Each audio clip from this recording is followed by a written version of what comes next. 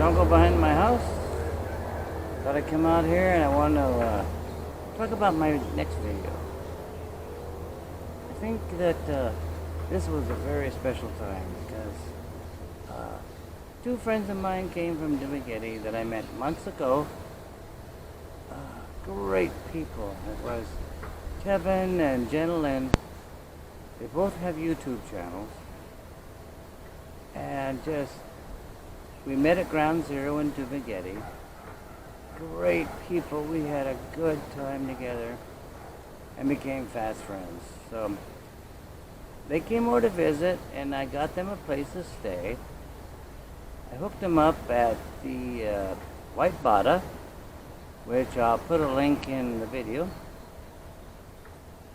And great place to stay. It's not that expensive. It's right on the beach. That's one thing I always tell people.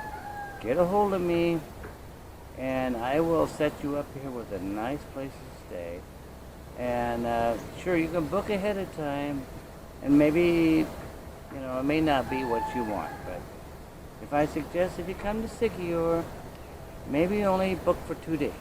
If you're coming for more, start out with 2 days and then maybe leave yourself open for another place, to move to.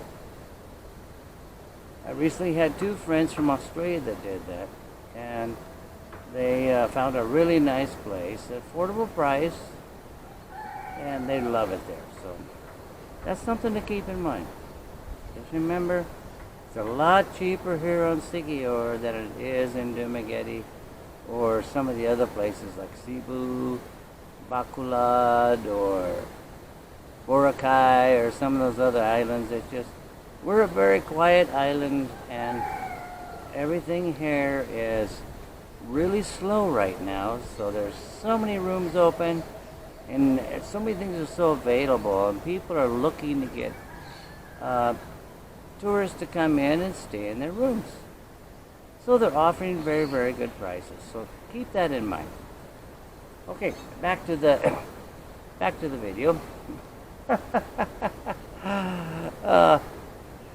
I was so happy that Kevin decided to come over with his girlfriend, and he came over the first time, and there was a stinking typhoon north of us, and the weather was terrible. I told him to bring rain gear and be prepared because it was going to be nasty. And he wound up booking a place way down south on the island that I'm sure a lot of expats told him, oh, this place is beautiful and it's really nice, but it's really remote and it's far away from anything. I mean, the closest thing is Lazi, which there isn't much to see in Lazi. A couple of good sights. Cambahay Falls is there, the church, and there's a couple other falls you have to drive up into the mountains and things like that. But San Juan is where you want to go in Siquijor. Okay? Just remember that. Book a hotel in San Juan and you have access to everything. So a little pointer just to keep in your head. Okay, so now to continue, we met the night that he got here, and then we went to the Dogsa restaurant. He'd never been there because he was way down south in Lazi, and it's very affordable there and great food. And we were going to go out and watch some live music. But lo and behold, there was a little festival going on in San Juan. So all the places for live music were closed because everybody was going to San Juan to the municipal basketball court where they had live band. And so that's where we went. So a couple of videos are from that experience. And it was, just something to do that night. We called it early it was just so many people that we didn't want to really hang out. So we just kind of called it early. And the next day, I told him, let's go to Cantabon Cave. So I'd never been there, but I kind of knew how to get there. So we took off.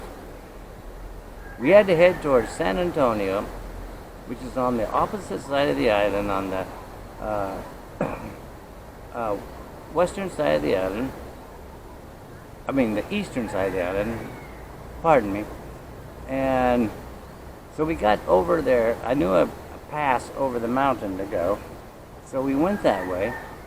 And we got over there and hit the worst roads you could imagine. I'm saying, what the heck is going on here? I thought we were going to hit the national highway. Oh no. The little road I took over there was just a little detour kind of thing going on. So much construction, and they were working on everything.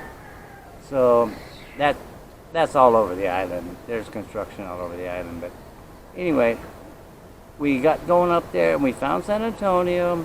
We took a left. We headed up towards the Cantabon Cave.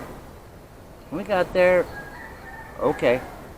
And we had his friend Jeff and his girlfriend following us on a motorbike.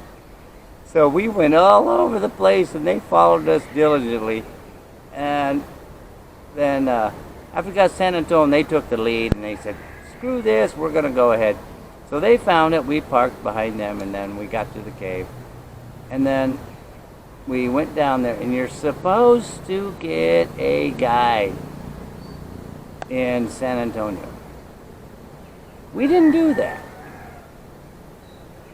We just went freelance. So we walked down there, crappy trail. It was okay some part of the way, but crappy trail. And then we got down there. I was with, they brought their friend Nate with them also, so he was a city boy, just kind of along for the trip, here on vacation. So we went down there, and I'm little tiny hole in that cave, so I wasn't going in there.